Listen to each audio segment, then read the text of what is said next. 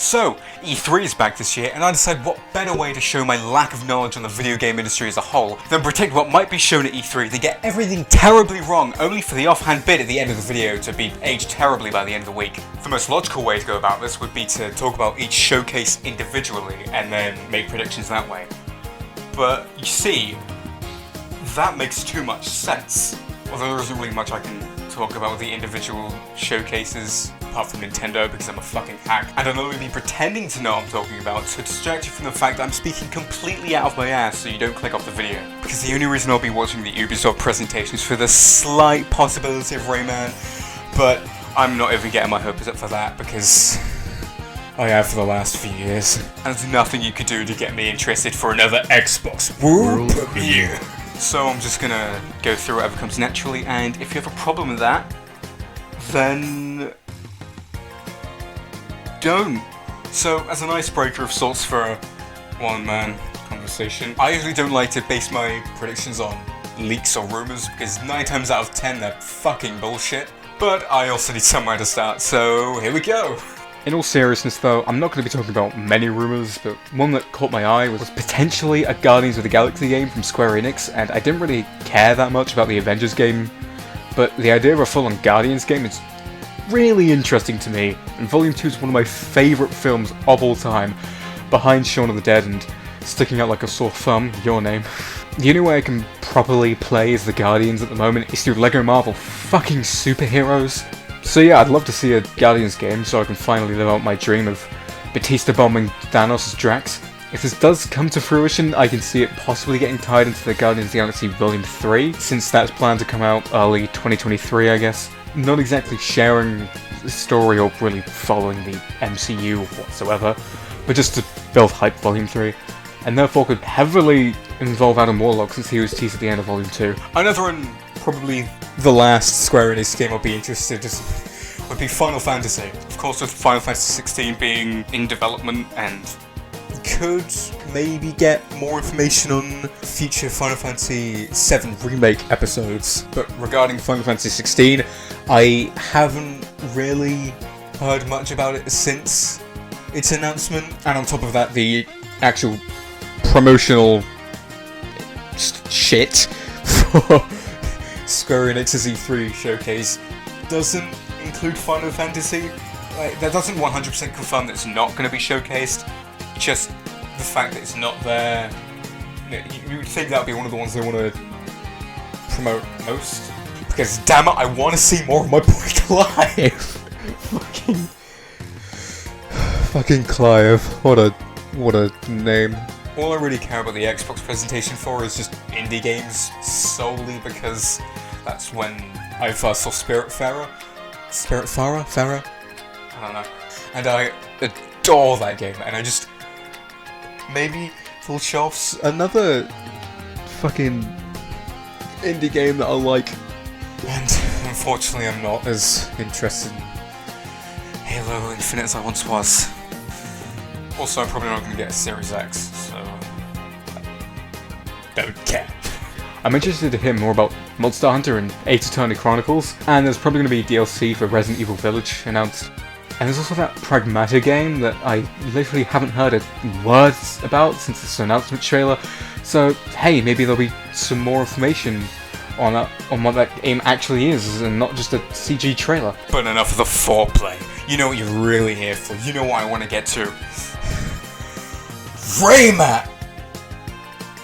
Oh, wait, what? Nintendo? Oh, well, So I'm going to start off quickly with Sonic since I want to get this out of the way as I'm planning to make a video on this later.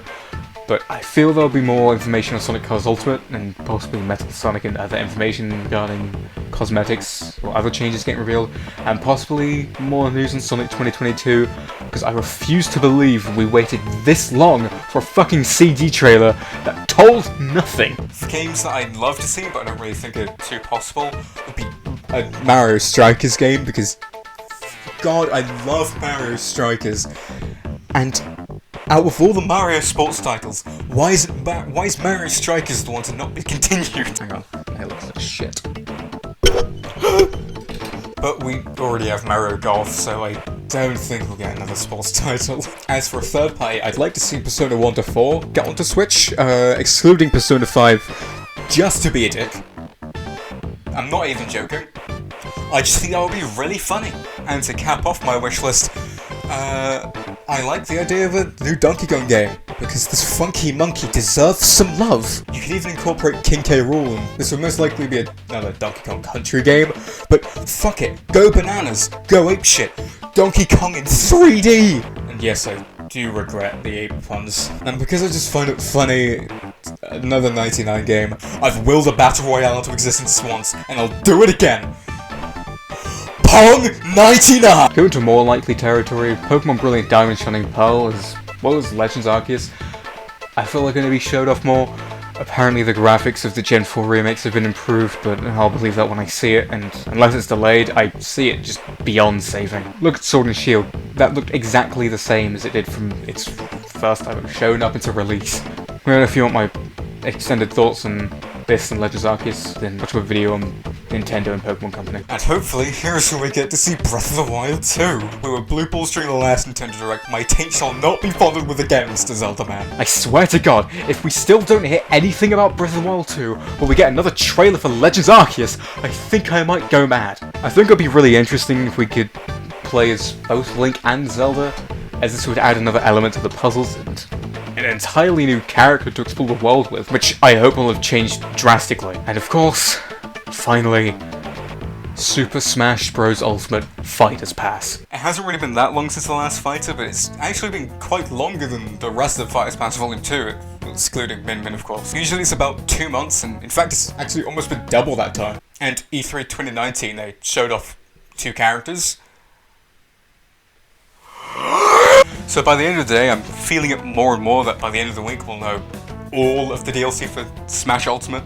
We could get one character reveal at the start, with it being scheduled for release in the coming weeks or even that week, and at the end of the presentation we could get a teaser or even just another trailer for another character that's scheduled for release in the next couple months. So, that being said, who are the 2 characters that will break the internet? Of course I still want Rayman and Soul, especially Rayman, and I actually find it pretty likely considering Nintendo and Ubisoft relationship, and I'll be quite surprised if this doesn't end up with an Ubisoft rep in Smash.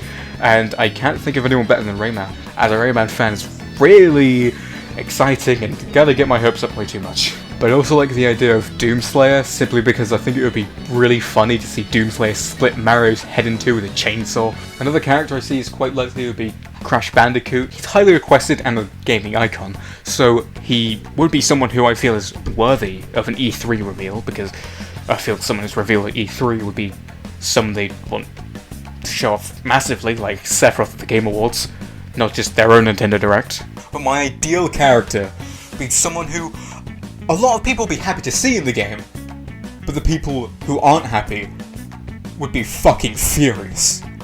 I want to see the world burn. If Twitter isn't down for at least an hour after Nintendo's E3, I will be disappointed. A character I think would be really interesting yet absolutely hilarious for the final Smash character. Picture this. The real trailer begins with a bunch of highly requested characters fighting over a Smash invitation similar to Terry Bogart's reveal.